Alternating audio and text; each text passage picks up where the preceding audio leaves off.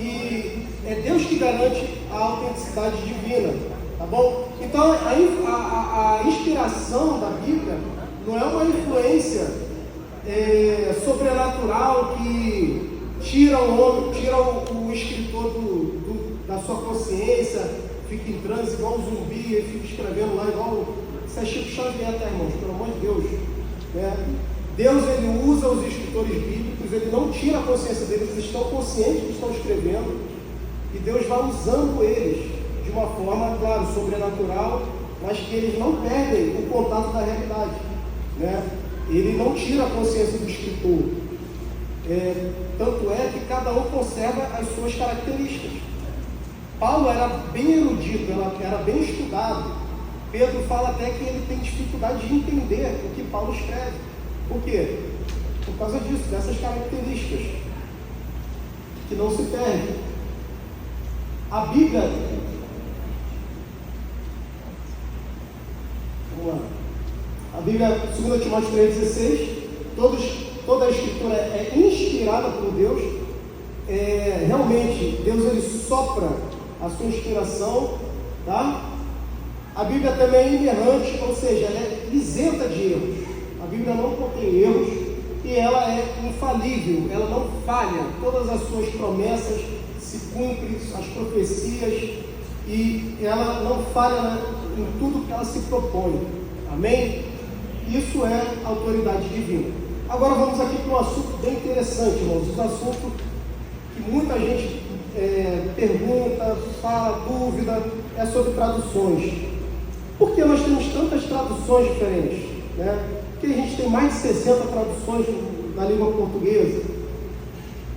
Qual a melhor tradução? Nossa, essa pergunta a gente ouve direto. Qual a melhor tradução?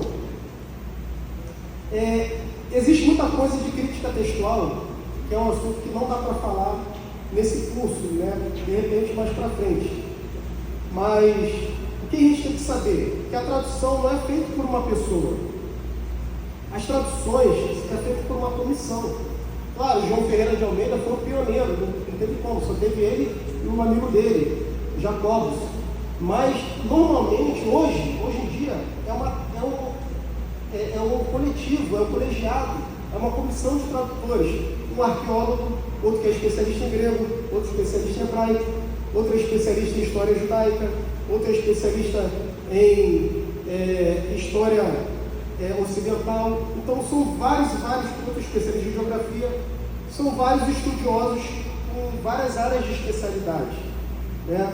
Inclusive está saindo até uma nova tradução, a nova versão internacional, não sei como é que eles vão chamar, né? Eu acho que é a nova versão internacional atualizada. Inclusive foi meu professor de hebraico que foi um dos proponentes. Então, assim, está sendo sempre feita uma tradução. Isso é necessário? O que os irmãos acham? É necessário sempre fazer uma tradução de tempos em tempos? Com certeza, porque as palavras mudam através do tempo. Aquário, hoje é uma coisa, mas antigamente aquário é onde as pessoas tomavam banho. E piscina é onde os peixes viviam. E hoje mudou. Então as palavras, elas mudam de significado. A palavra, ela é viva. Ela não para no tempo.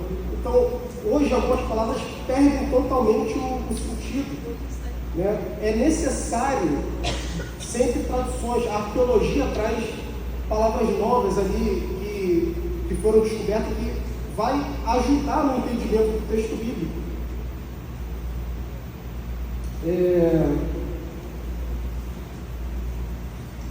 Então vamos lá. Quando a gente fala de tradução, esqueci que esse programa. Quando a gente fala de tradução, a gente está falando de dois alicerces ali: equivalência formal ou equivalência dinâmica.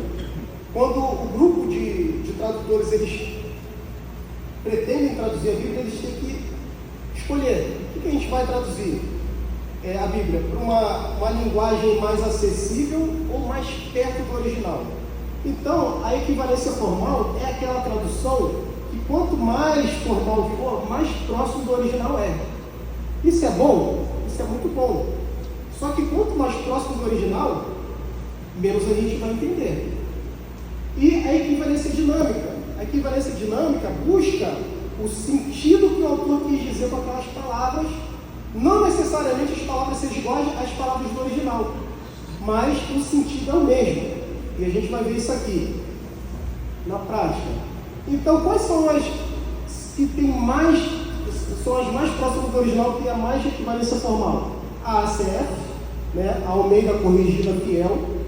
Aí vai diminuindo, né? A revista corrigida ainda é bem formal. A revista atualizada já vai diminuindo. Aí entra a NAA, que é a Nova Almeida Atualizada, que é a Almeida, só que com a roupagem, né, mais atual, porque ela foi, não tem nem 5 anos que essa tradução foi feita. A Almeida 25 também já começa a ser uma proposta que melhora o entendimento. A NVI, né, nova versão internacional, nova versão transformadora, que esses já começam a ser mais equivalência dinâmica, que é mais próxima do nosso entendimento. E a NTLH, nova tradução na linguagem de hoje, que é bem dinâmica, né? Eu não vou falar da mensagem, que já é quase uma paráfrase, né? Então, que já é bem dinâmica mesmo. Então, a gente, quando você for, aí você fala, poxa, mas qual é a melhor? Depende do seu uso. Quando você for fazer seu devocional, qual que você vai usar? Aquela que é mais próxima do original, mas te dá dificuldade de entendimento, ou aquela que é mais próxima do entendimento da nossa língua? Por exemplo, quer ver? Tem palavras que mudam através do tempo, como eu falei. A palavra lá de Eclesiastes, tudo é vaidade. Vaidade hoje é um outro sentido. Vaidade hoje é outro sentido da época do que o autor escreveu. Vaidade vem do latim vanitas, que significa vacuidade, fútil. Na época que João Ferreira de Almeida traduziu revel, que é a palavra do hebraico, para vaidade, ele tinha o pensamento que tudo é vazio, tudo é fútil. Vaidade hoje é outra coisa, até usa no sentido positivo, né? Tem pessoas que dizem, não, essa pessoa é bem vaidosa, né? Se cuida bem, mas não tem nada a ver com isso. Na época que foi traduzido, na época do João Ferreira de Almeida, vaidade é vapor, é aquilo que se vai rápido, né? Aquilo que você tenta pegar e não consegue, é vazio. Esse é o sentido. Naquela época fazia sentido traduzir por vaidade, hoje já não nem tanto, entendeu? Então a gente tem que ter cuidado com as traduções mais antigas. Então, vamos lá. Quer ver os exemplos aqui? Eu acho que eu passei demais. Vamos lá, os exemplos aqui na prática.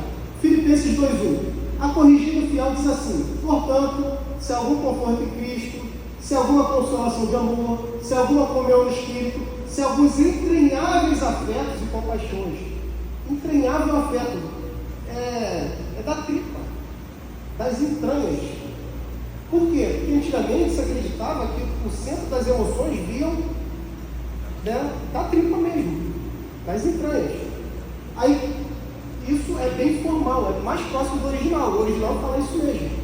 Mais uma versão que é mais próxima da dinâmica, a NVI. Se por estarmos em Cristo, nós temos alguma motivação, alguma exaltação de amor, alguma comunhão no Espírito, alguma profunda afeição.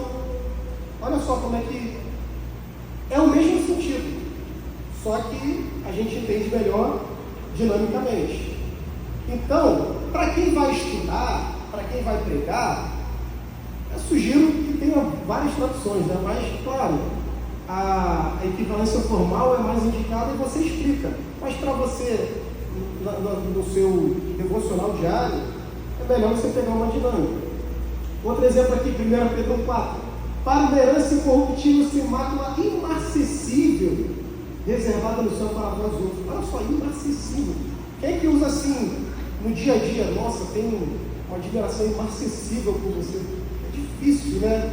Porque é uma palavra bem rebuscada, que é mais próxima do original, sim. Mas, que adianta você, mais próximo do original, você não saber? NVT traduz assim, ó, uma herança imperecível, pura e imaculada, que não muda nem se deteriora. Ó, não se gasta, não se deteriora, guardada para vocês no céu. A gente entende melhor.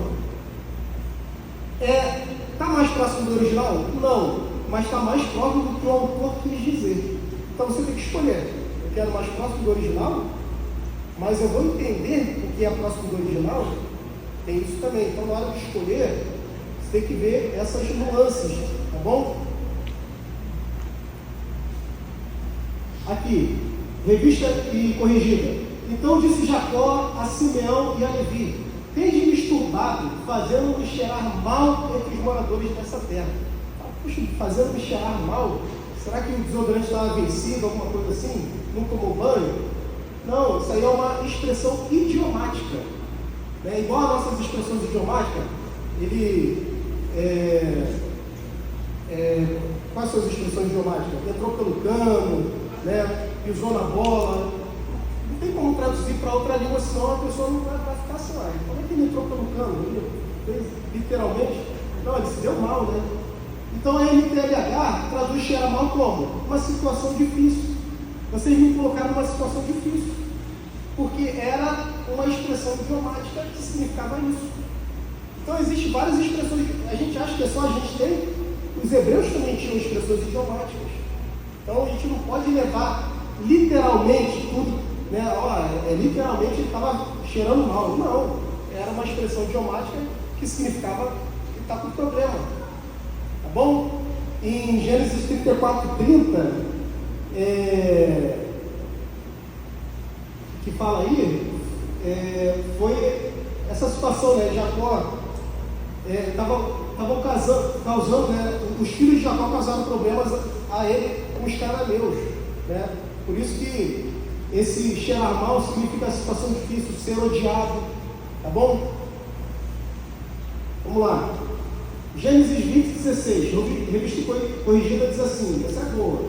E Sara disse: vês que tenho dado a teu irmão 1000, e a Sara disse, né? Vês que tenho dado a teu irmão 1000 moedas de prata, eis que elas te sejam por véu dos olhos. As moedas de prata sejam por véu dos olhos. Fica meio sem sentido. É próximo do original. Entendeu? Mas qual é o sentido dessa palavra?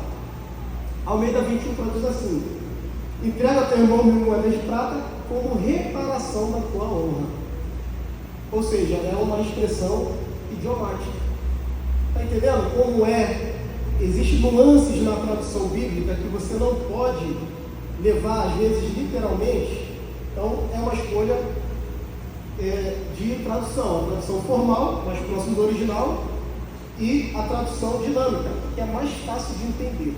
Entendeu? Que eles já te dão ali mastigado, né, o que significa. Então, algumas considerações. Irmãos, não falar assim, poxa, mas qual a tradução mais próxima do original? Literalmente, não existe tradução literal, tá? Não existe. Até do inglês para o português não tem, né? Good morning, você não fala boa manhã, você fala bom dia, você traduz bom dia. Mas literalmente é o quê? Boa manhã, né? As expressões idiomáticas que eu falei, cada macaco no seu galho, cada um faz o seu, né? Mas já pensou você traduzir para o americano? Cada macaco no seu galho? É complicado, né? Então, existem aspectos contextuais históricos. Por exemplo, quando João Batista viu Jesus, não sou digno nem de desamarrar as sandálias. Por quê? Quem fazia essa função era o escravo, mais humilde da casa. O escravo ia lá, não tinha asfalto que nem hoje, né? Eles andavam tudo a pé, uma sujeira danada no pé, aí o escravo ia lá, lavava o pé, desamarrava a sandália para lavar o pé. Aí João Batista está falando que não sou digno nem de ser o pior escravo, mais humilde, né? Perante esse homem. Então, às vezes você tem que escolher o quê? O texto ou o sentido. Tá bom? Então é um cobertor curto. Ou você coloca próximo do original, ou o sentido fica mais palatável, né? O português. Então, hebraico e grego, irmão, são línguas muito diferentes. Tá? A tradução é uma tradução complicada mesmo. O hebraico já se escreve da direita para a esquerda, já se escreve da direita para a esquerda. Então, existem várias coisas, expressões idiomáticas, aspectos literários, linguísticos, sintáticos, né? Não é igual a gente aqui que fala sujeito, verbo, objeto, ou melhor, verbo, objeto, sujeito, é diferente, tudo é diferente. Então, se a gente for colocar literalmente, você não vai entender. Não vai entender. Quer ver? Eu tenho uma Bíblia interlinear, hebraico e português, que traduz palavra por palavra. Olha só como é que fica. Isso não é quase literal. Olha só como é que fica. Êxodo 15:1. Então cantou Moisés e os filhos de Israel o cântico oeste ao Senhor e disseram dizendo: cantarei ao Senhor, porque se torna alto, se tornou alto. Cavalo e o que cavalgava arremessou no mar. Os irmãos entenderam? Literalmente é isso aqui, tá? Literalmente. Se é traduzir palavra por palavra, é isso aqui. E como é que é o texto? NVI. Então Moisés e os israelitas entoaram este cântico ao Senhor: cantarei ao Senhor, pois triunfou gloriosamente, lançou ao mal o cavalo e seu cavaleiro. Tem vários aspectos gramaticais aqui, né? A redundância, enfim, não dá para a gente falar. Mas se a gente traduzir literalmente, não tem como. Se você fala, qual a Bíblia mais próxima? Então não pergunte mais. Qual é a tradução mais próxima do original? Não existe isso. Não existe melhor tradução. Existe aquela que vai ser melhor se adapta. Tá bom? Compare mais de uma versão. Tá bom? Olha só como é que... E por que a gente tem que sempre traduzir? De 20 em 20 anos, ali, mais ou menos.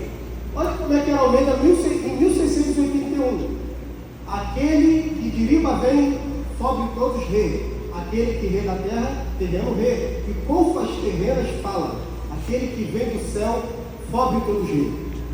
Isso aí é português, tá, irmão? Isso aí não é hebraico nem grego, não. Isso aí é português de 1681. Tá vendo? Será que a gente tem que ficar com as duas traduções antigas? E o que significa isso aqui? A Almeida corrigida e fiel, a mais formal nossa. Aquele que vem de cima é sobre todos. Aquele que vem da terra é da terra e fala da terra. Aquele que vem do céu é sobre todos. Por isso que a gente tem que sempre ter a palavra, a língua é viva. A gente tem que sempre traduzir novas traduções. Tá bom? Então é isso aí. Acabou a primeira aula, tá? E os livros que eu tenho para essa aula, para indicar, se os irmãos quiserem, isso aí não é obrigatório, tá? Isso aí é para a vida dos irmãos. Eclesiastes, que fala desse assunto. A Bíblia Diária Feônica, do Rodrigo Silva.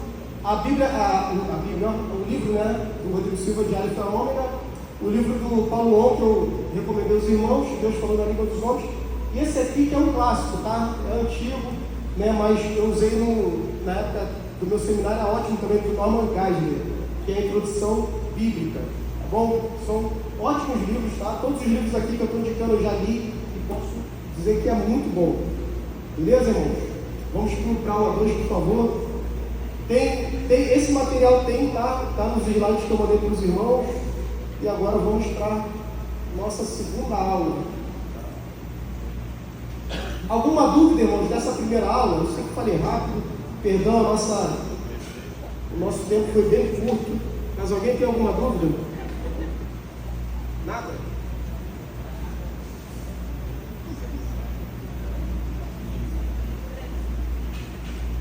Ninguém tem dúvida nenhuma? Então, amém. Vamos começar. Fala, Helene. A King James é uma revista atualizada, Almeida revista atualizada com roupagem diferente. É quase a mesma coisa, mas é bem próximo ali do que a revista atualizada é, tá? Quase ali pro formal ali, na metade ali do meio pro formal. Tende mais a formal do que dinâmica, aqui em James. Então vamos falar sobre os livros poéticos. Irmãos, a Bíblia, ela tem vários gêneros literários. A gente vai voltar a esse assunto quando a gente falar de hermenêutica, tá? Mas é lá para novembro, então eu só vou dar uma pincelada aqui nesse gênero literário.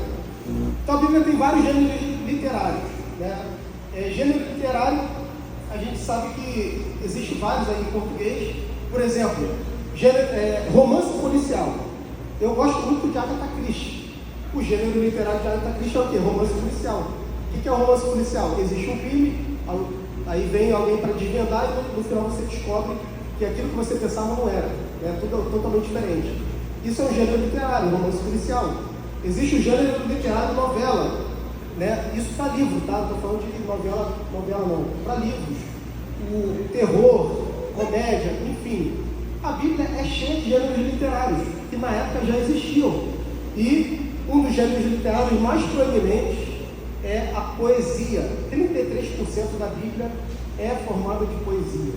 Bom, então são livros que têm uma estrutura própria, né? Existem 5 livros poéticos: Jó, Salmos, Provérbios, Eclesiastes e Cantares. Lembra que eu falei, Lamentações podia entrar, só que fica depois de Jeremias, por causa da organização que foi feita lá na Septuaginta, né? Porque faz parte dos profetas maiores. Então, dentro desse gênero literário, poesia, há vários outros elementos literários usados como recurso para o autor transmitir sua mensagem. E nós vamos ver quais são esses recursos. Bom, definição de livros poéticos, né?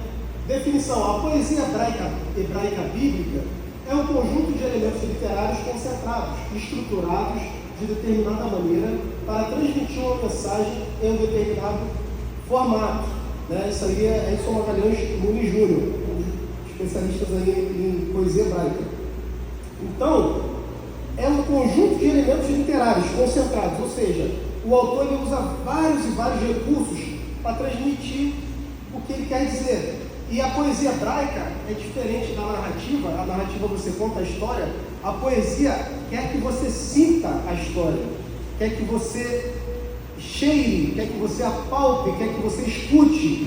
A poesia é um recurso escrito para você ter sensações palatáveis. É interessante.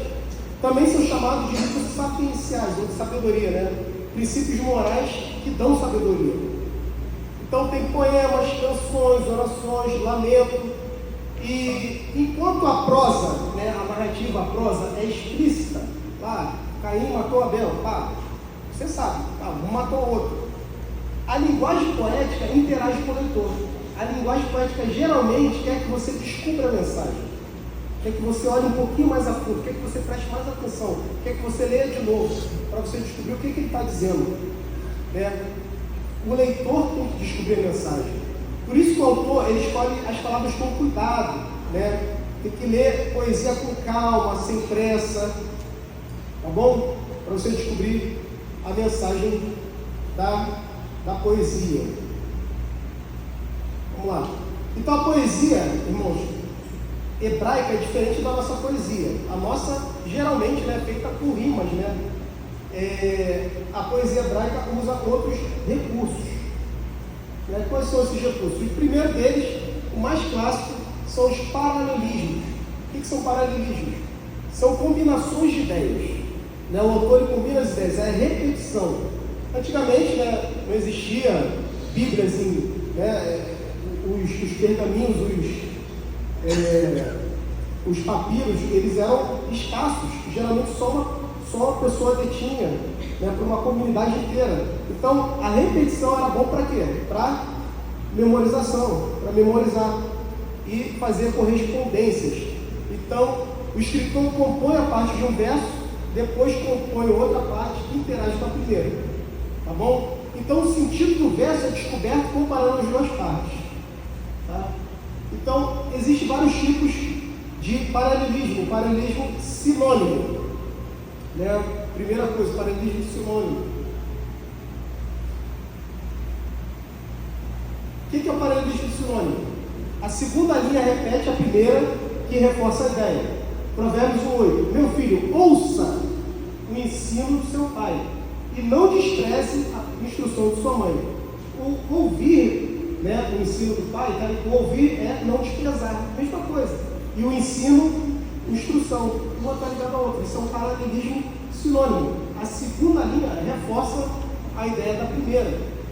Então, os irmãos descobrem que é importante atentar o que o autor diz, né? E muito mais ainda, como ele diz. É importante se atentar ao que ele está dizendo, e mais ainda é se atentar como ele está dizendo, como ele quer transmitir essa mensagem. Então aqui é mais um exemplo de sinônimo, Jó 4,17. Pode um mortal ser justo diante de Deus? Pode alguém ser puro diante do seu Criador? O mortal é qualquer pessoa, por isso que é alguém. O justo faz correspondência com o puro, e Deus faz correspondência com o Criador. Isso você nota olhando com cuidado. Não vai estar certinho assim na Bíblia, né? Coloridinho, bonitinho. Mas você tem que descobrir. Você tem que fazer correspondência. E Jó, tirando a introdução e o final, é totalmente poético. São discussões poéticas. Então, paralelismo sinônimo. Paralelismo sintético. A segunda linha desenvolve a ideia da primeira linha. Quase igual ao sinônimo, mas ela avança, né, a ideia. Quer ver? Salmo 1:1. Bem-aventurado é aquele que não anda no conselho dos ímpios, não se detém no caminho dos pecadores, nem se assenta na roda dos escarnecedores. Olha só que interessante. É aquele que não anda, não se detém, não para e nem se assenta. Ou seja, você vai dando mais tempo ali para quem não deve. Primeiro você não está andando, depois você não fica parando para conversar, e principalmente não se assenta para comer com eles. Então, ou seja, o paralelismo sintético vai desenvolvendo a ideia, né, do que o autor está falando, tá bom? Ímpios, pecadores e escarnecedores. Paralelismo antitético é o contrário do sinônimo. A segunda linha contrasta a ideia da primeira linha. Provérbios 10:1. O filho sábio é a alegria do seu pai, mas o filho tolo é a tristeza da sua mãe. Está vendo? Sábio, o antônimo de tolo, e alegria é o antônimo de tristeza. Então ele está reforçando através do antônimo, desse contraste. Ele está reforçando uma ideia através do contraste, por isso que se chama antitético. Quiasma, irmãos. Até aqui, todo mundo entendeu? Tranquilo? Os irmãos estão pegando? Então, assim, o que acontece? Quando você for ler poesia hebraica, você tem que se perguntar, qual é o relacionamento entre as partes? Você vai ler Salmos. Alguma parte está se relacionando com a outra? Está desenvolvendo? Está indo contra? Está reforçando? É sinônimo? Qual é esse relacionamento entre as partes, entre os versos? Como vai desenvolvendo, né, a escrita? A gente tem que se perguntar para poder ver. Agora vamos falar do quiasma. O quiasma, irmãos, também é um tipo de paralelismo. Se chama quiasma por causa da letra ki, ou ri, né, que é uma letra grega, que forma um X. Né? A gente vê que é uma figura estrutural de linguagem em que a ordem das palavras de um verso paralelo é o inverso da anterior, de forma que forma um X, da maneira que forma um X. Calma, tá? Calma que eu vou explicar agora. Salmo 67, olha que interessante. Não vou ler tudo para dar tempo. Aí, seja Deus gracioso para conosco, para que se conheça, louve os povos, alegre-se, blá blá blá. Você vai ler, você não vai ver nada, você vai tentar ver a interação. Ué, o que está interagindo uma coisa com outra? Qual tipo de paralelismo? É o quiasma. O paralelismo é o quiasma. Quer ver? Coloridinho agora? Como é que faz sentido? Olha só. O primeiro lá, seja Deus gracioso, tem um relacionamento com o último, que Deus nos abençoe. Ó, seja Deus gracioso para conosco e nos abençoe. E faz resplandecer sobre nós o seu rosto. Que Deus nos abençoe, que nem aquele primeiro. O segundo, para que se conheça na terra o teu caminho, em todas as nações da tua salvação. O penúltimo, a terra deu o seu fruto, e Deus, o nosso Deus, nos abençoa. Entendeu? A terra, com nações. O terceiro, louve-te os povos, ó Deus, louve-te os povos todos. O antepenúltimo, louve-te os povos, ó Deus, louve-te os povos todos. E o centro, geralmente, fica o mais importante. O centro é aquilo que a expressão máxima ali do poema. Alegre-se e exulte as nações, pois julga os povos com justiça e guias na terra as nações. Então o quiasma, ele forma uma estrutura em que o primeiro a ponta do verso forma um relacionamento com a outra ponta. E assim vai, até chegar ao meio, até chegar ao núcleo. Então é uma estrutura que coloca ordem nas palavras como se fosse um X. E o meio, geralmente, é o mais importante. É difícil encontrar que haja, mas se você ler atentamente, se você treinar, você acaba achando esse tipo de estrutura. E não precisa ler hebraico, em português mesmo você acha. Tá bom?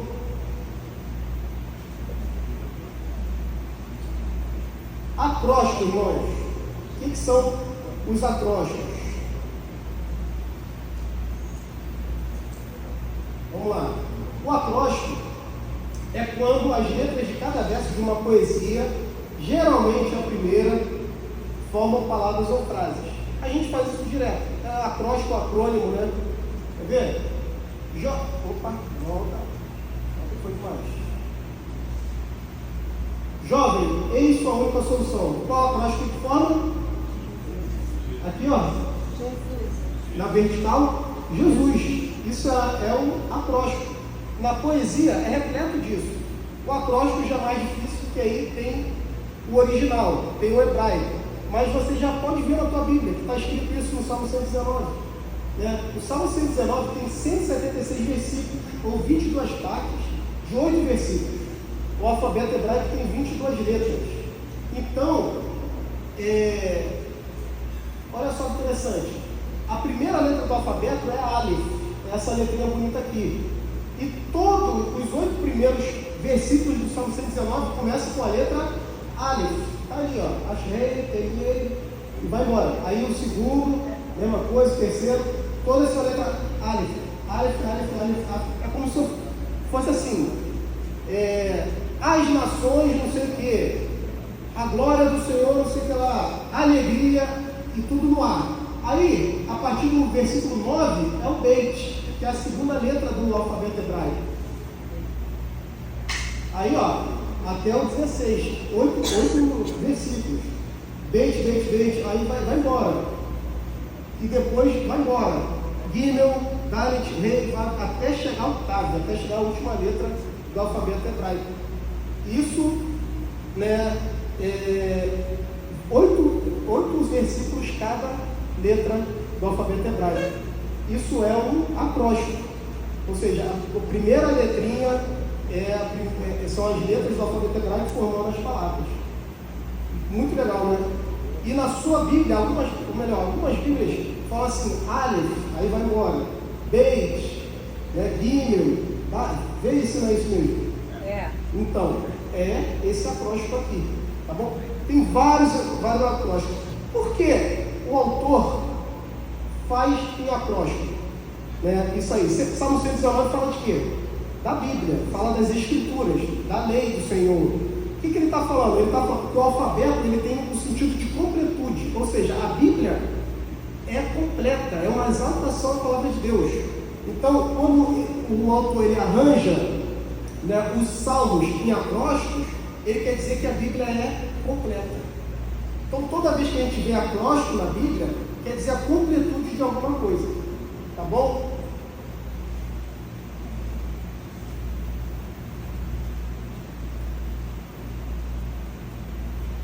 Linha e estrofe. Tranquilo, irmãos? Alguém alguma dúvida? Já sabem identificar o acróstico na Bíblia? Quiasma? Tudo bem? Pode cair na prova? Brincadeira. Linha e estrofe. A linha é a unidade básica da poesia, né? E as linhas formam estrofes, né? As estrofes são as unidades maiores de um poema que são ligados geralmente a um tema comum, tá bom? Vamos ver aqui o Salmo 121. Opa! Salmo 121, quando você lê, tá assim: levantarei os meus olhos para o monte, onde vem socorro, meu socorro vem do Senhor, que fez da terra, não deixará vacilar o seu pé, vai embora, até onde desde agora para sempre. Quando a gente vê um pouquinho melhor, está vendo que o autor teve o cuidado de dividir em estrofes. Olha que interessante.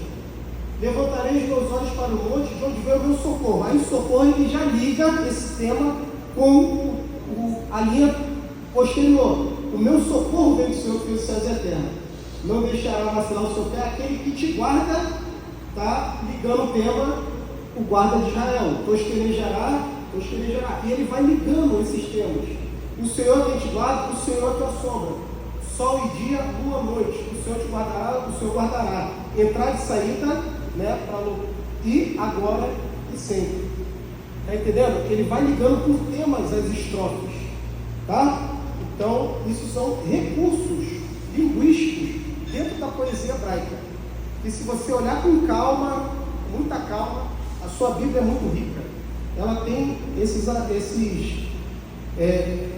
estilos literários aí maravilhosos. Então a gente vê que a Bíblia não foi escrita só mandar, deveis fazer, não faça isso, faça aquilo. Foi escrito com poemas. Isso aqui é uma riqueza literária muito grande, né? Não tem como repetir isso. Que só a inspiração do Espírito Santo para fazer isso, tá bom, irmãos? A nossa Bíblia é muito rica. Outra também, o refrão. Vamos ver o refrão. Aqui, o refrão é o subtítulo do paralelismo, onde uma unidade textual é repetida ao longo do poema, servindo como marcação textual. Os irmãos já viram isso, né, várias vezes na Bíblia, mas talvez não tenham se atentado. Aqui o Salmo 136. Louvar o Senhor porque Ele é bom e porque a sua benignidade. Louvai a Deus dos deuses. Louvai o Senhor dos senhores. E vai embora. Isso é o quê? É um refrão, né? É um estilo literário para enfatizar uma atribuição, né? No caso está enfatizando o que aqui? A bondade do Senhor, né? Está enfatizando a bondade. O refrão, a parte mais importante do poema, está enfatizando o como Deus é bom, né? Ou seja, ele está enfatizando uma ideia. Amém, irmãos? Amém. Os irmãos entenderam tudo de poesia hebraica? Tranquilo? Eu vou falar um pouquinho mais lá na frente em hermenêutica, tá? Aí eu vou falar de como você pode interpretar a poesia hebraica. Aí é a questão de interpretação. Mas vamos avançar. Então vamos falar primeiro de Jó, né? O nosso primeiro livro poético aqui que a gente vai ver.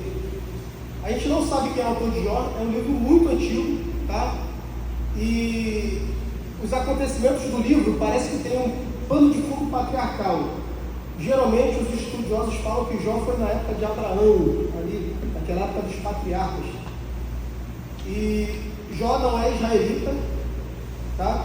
Jó veio de uma terra longe de Israel, uma localização incerta, um período incerto. E a Bíblia já apresenta com várias virtudes, tá? O livro tem 3 partes. A primeira é a introdução, né, que já é apresentado, né, seus filhos, suas filhas, tem muitas riquezas, muitos empregados. Aí a gente vê aquela cena no céu, o diálogo entre Satanás e Deus. E aí vem o corpo, né, que Jó sofre a tragédia e começa os amigos já a falar com Jó. Aí da prosa, né, da narrativa vem poesia. E eles conversam totalmente em poesia, tá? A estrutura de Jó.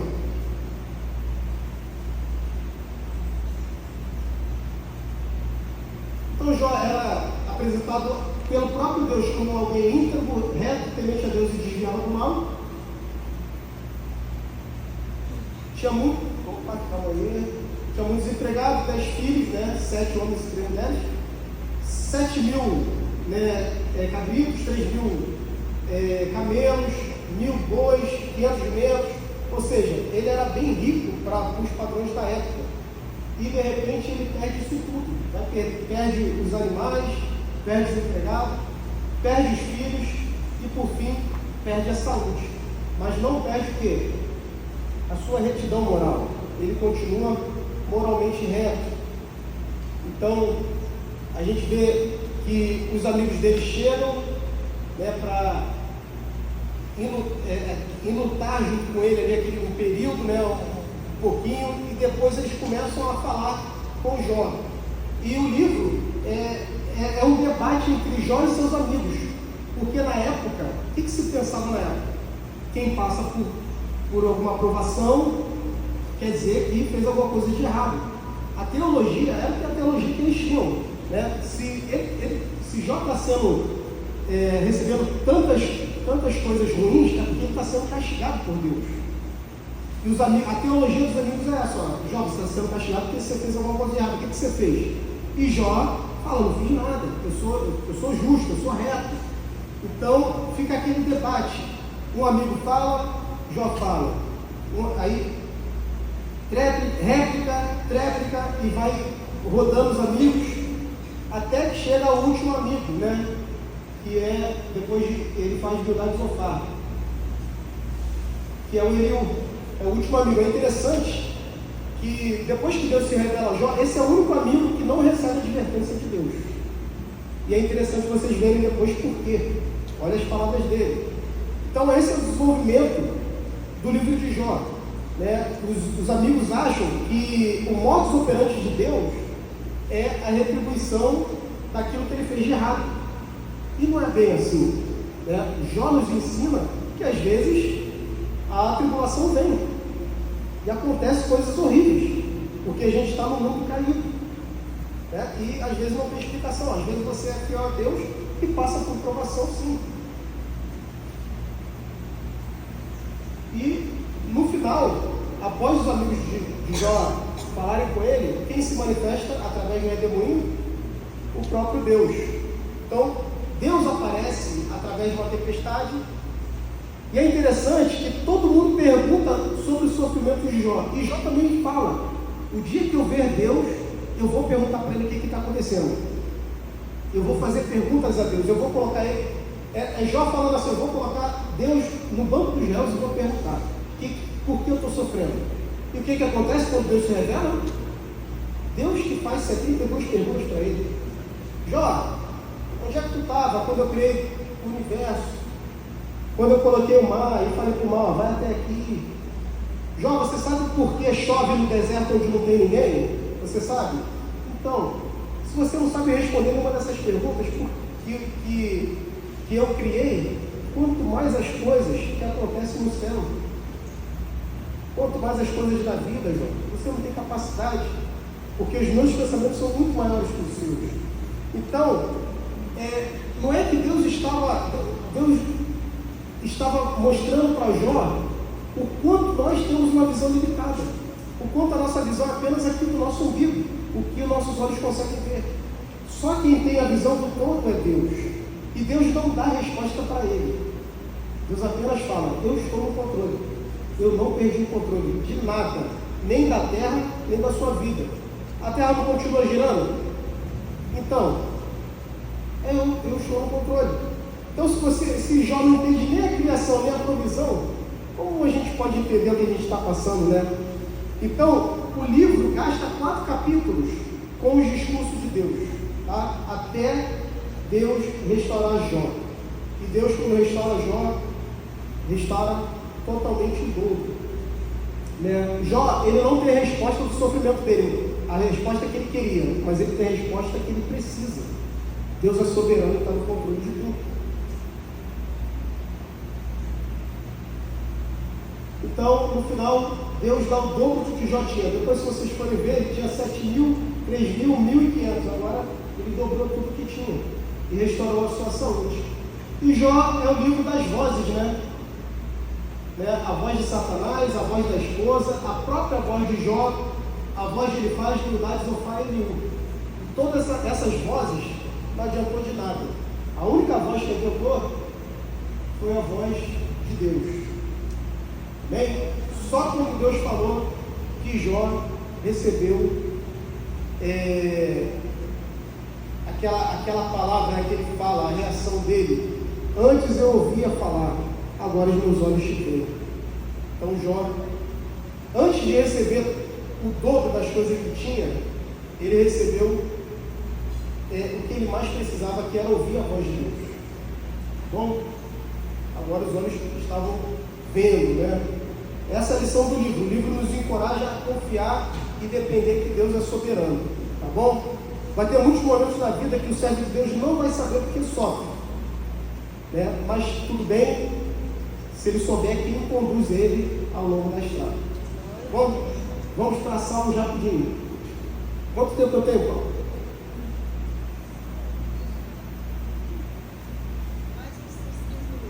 15? Tá bom. Vamos falar rapidinho de Salmos. Tá?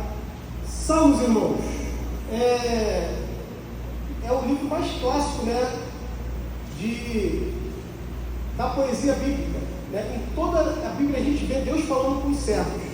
Salmos são servos que falam com Deus, através de orações, louvores, lamentos. É como se fosse um poema do servo para o Senhor. Tá? Então ele nos ensina a nos relacionarmos com Deus, né? Os salmos.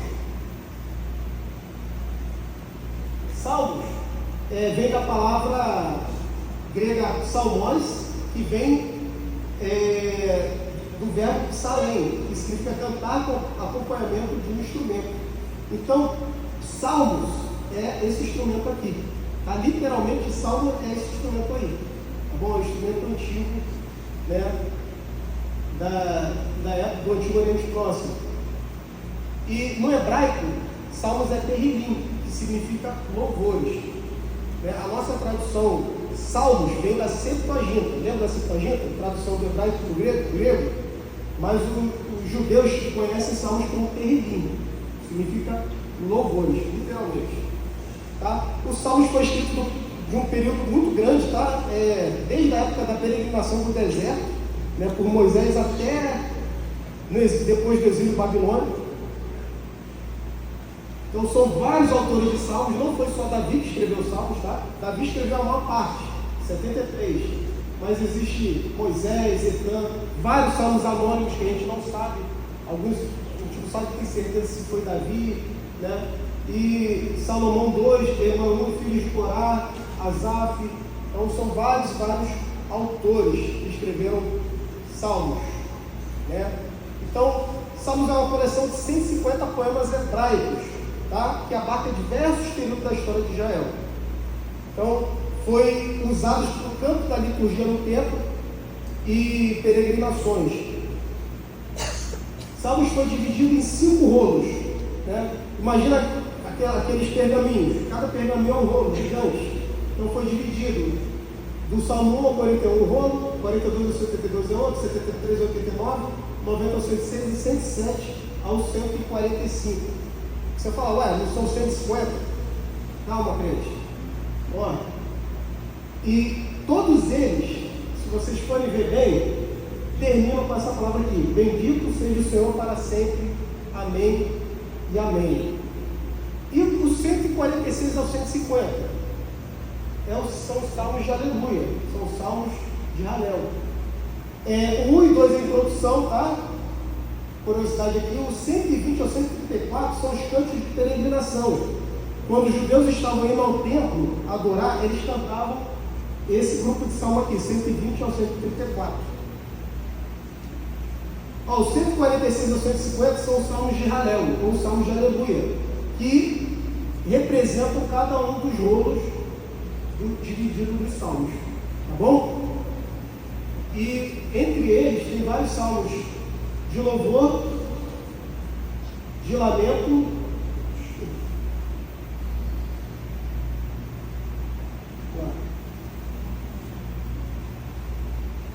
e sabedoria, tá bom? Louvor, lamento e sabedoria.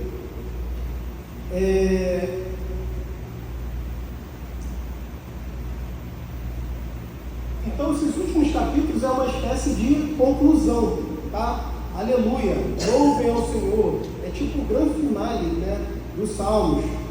Então, e sempre, o livro sempre termina com louvor a Deus. Pode ter salmo de lamento, salmo, né, em desespero, em alegria, mas no final é sempre um salmo de louvor que termina cada rolo aqui, tá bom? Então, tem que entender o contexto do salmo, por que foi escrito aquele salmo, qual a situação, tá? Para você entender a essência dele.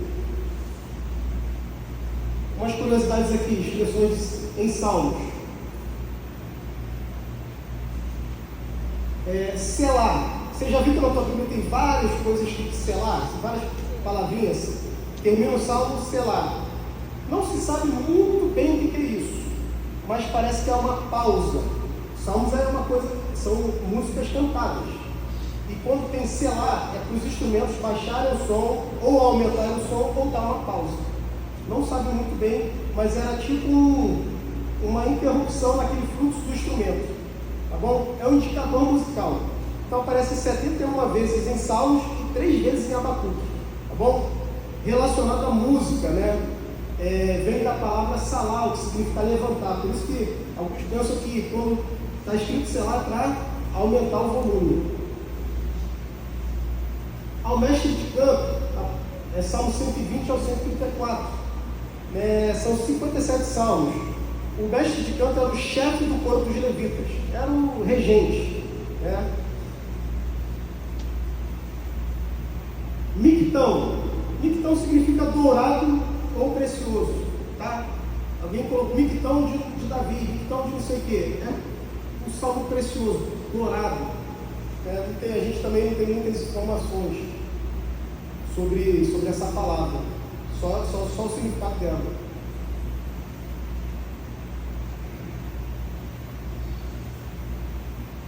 Masquil significa entendimento, né?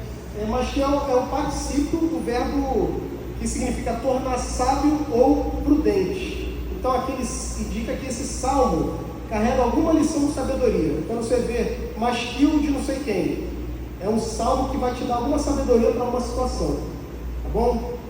É um poema contemplativo para a sua meditação, digamos assim. Agora vamos, lembra que a essência de Salmos, né, é a essência da poesia hebraica, é repleta de paralelismo, tá? Busquem paralelismo no Salmo, tem muita coisa de paralelismo. Lembra?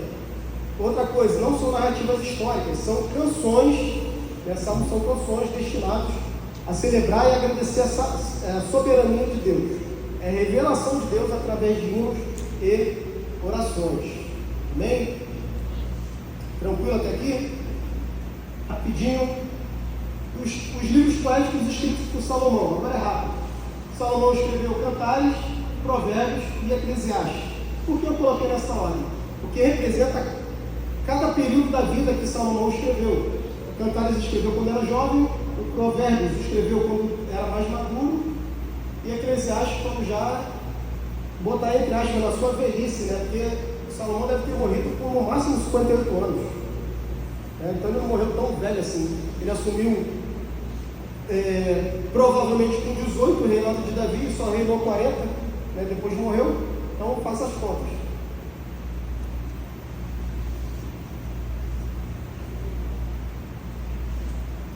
Então, provérbios, irmãos, vamos começar com provérbios, né? Vou começar com provérbios, que na nossa Bíblia é o primeiro desses aí. São ditos que exprimem princípios, tá? Salomão escreveu a maioria, tá? Sendo que Agum e Lemuel escreveu 2 capítulos. Também é um livro compilado, várias questões da sabedoria. Provérbios significa literalmente maçal, no hebraico, que é ser parecido ou ser semelhante. Por quê? Em Provérbios há muitas coisas, seja como a formiga, né? Seja como não sei o que, então acabou sendo chamado de maçal, né? Usando muitas metáforas, isso na Bíblia hebraica, tá? Muitas metáforas, comparações em Provérbios, né? São ilustrações tiradas de quase todos os segmentos da vida. Então, são 2 pilares em Provérbios: a sabedoria e o temor ao Senhor. Nós vimos que a sabedoria é até personificada por uma mulher, né? A sabedoria busca, a sabedoria está procurando, a sabedoria está correndo. Então personifica a sabedoria, como se tornasse a sabedoria uma pessoa, né? Então em Provérbios você vê isso muito. A sabedoria e o temor ao Senhor são as bases de Provérbios.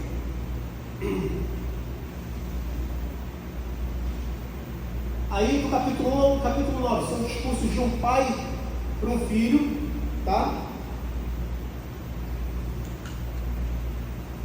capítulo 10 ao 29, são provérbios gerais de várias situações da vida. O capítulo 30 é o provérbio que Agú escreveu, que fala para os homens. E o capítulo 31 foi o rei Lemuel que escreveu, que fala da mulher sábia, né?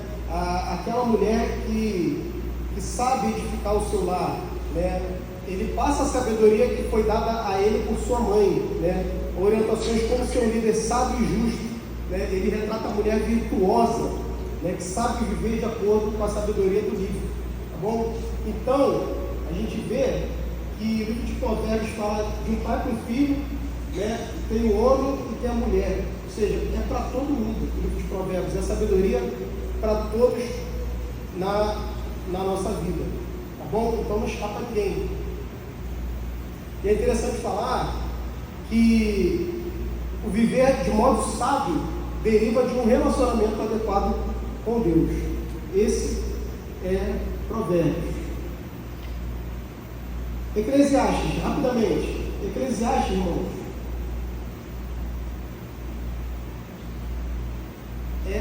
no hebraico é Kohelet, né? Quem escreve Eclesiastes é o Kohelet, que é o professor, né? Alguém que reúne as pessoas, alguém que está para falar alguma coisa importante, alguém que está subindo no púlpito e as pessoas vão ouvir. É o Kohelet, no hebraico. E o que Eclesiastes fala, né? O Eclesiastes é interessante que foi atribuído a Salomão, né? E Salomão ele faz às vezes de duas pessoas, é como se duas pessoas estivessem no livro de Eclesiastes. Um é o Kohelet, é o pregador, né? E outro é o editor do livro. Ele fala, ó, palavras que fala o pregador. Aí ele está falando, o editor. Aí começa o pregador. Aí no final, o editor fala novamente. Então, Salomão, ele faz dois personagens ali, o pregador e o editor. O editor abre e fecha o livro, e o pregador fala no meio, né? E o que fala no livro ali? Da vaidade. Lembra que eu falei? Do Hegel? Hegel, na verdade, é melhor traduzido por vapor. Tá bom? Opa! Próxima vez eu já venho preparado, irmão. Para descarregando aqui.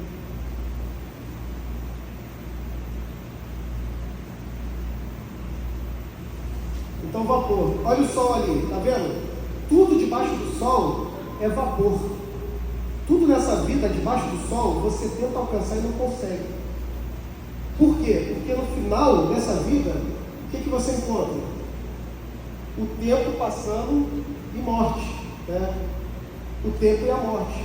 O tempo passa, aquilo que você abraça e já depois esquece o abraço, você come e já não sente mais o sabor, você está desfrutando, depois não desfruta mais, e de repente chega o dia da sua morte. Então o que o pregador vê? Debaixo do sol a vida não tem sentido. É isso que a Eclesiastes fala, né? A vida é temporária e é como uma fumaça debaixo do sol. Você tenta pegar, mas não consegue. Você está bem, de repente as coisas ruins acontecem, tudo desmorona. O pregador vai falando. Ele fala muitas coisas sábias, mas a maioria do seu discurso é o ponto negativo da vida. Ele fala que estudar muito é enfado. Ele fala que trabalhar é inútil, que você trabalha e depois você morre e deixa tudo com os filhos, porque os filhos não vão desfrutar do teu trabalho.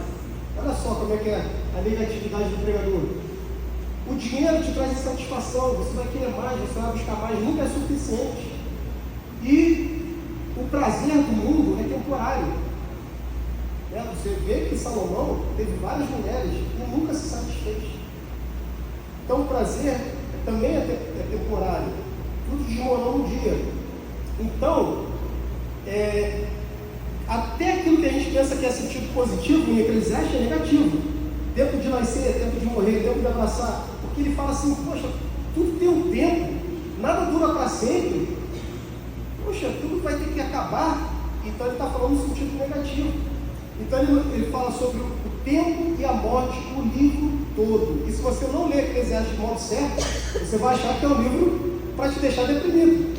Mas não é, né? Então, quando ele fala vaidade de vaidade, isso é um superlativo, tá? No hebraico não existe uma palavra, superlativo igual ao nosso, né? Santo, santíssimo. A gente vê na Bíblia, mas o que está escrito é santo dos santos. Ele repete a palavra. Vaidade por vaidade quer dizer a maior coisa inútil possível. E ele fala o quê? É a vida. Então, só que a gente está olhando o livro de Eclesiastes, só que a gente tem que ver o final que importa. Porque a gente acha que Eclesiastes é só para pegar uma parte e acabou. O livro é para ser lido de uma tacada só. Que aí você vai entender o livro. Por quê? O tempo, ele fala que o tempo e a morte chegam. Isso debaixo do sol.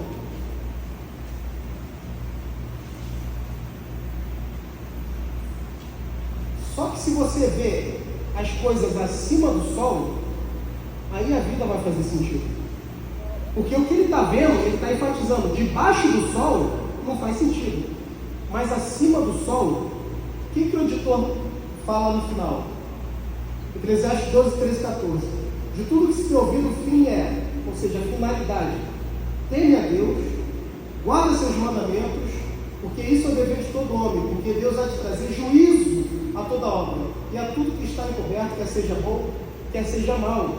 Então, o editor, ele pega todas aquelas palavras do pregador e coloca no foco certo. O que ele está falando aqui? Temer a Deus tem a ver com o quê? Com os livros poéticos, que exaltam o temor a Deus. Lembra? O temor do Senhor é o princípio da sabedoria. Os mandamentos têm a ver com o Pentateuco, com a lei, né? Aquilo que foi escrito por Moisés. E o juízo tem a ver com os profetas.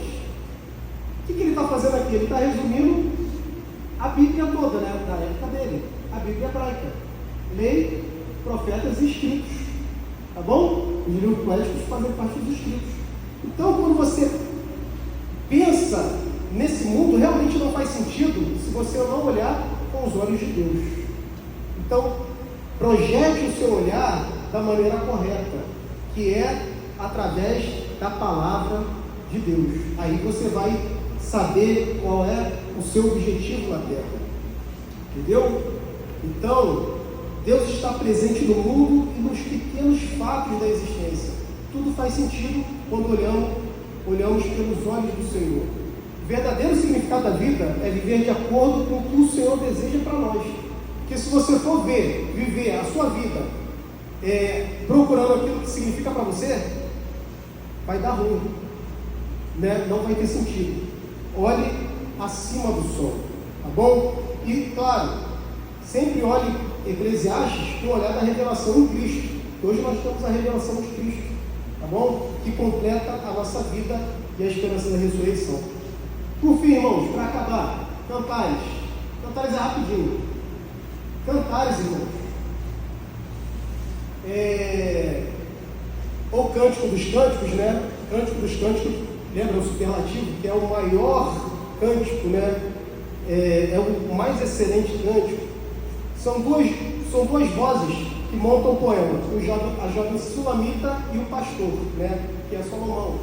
Eles estão comprometidos e não vê a hora de ficar juntos.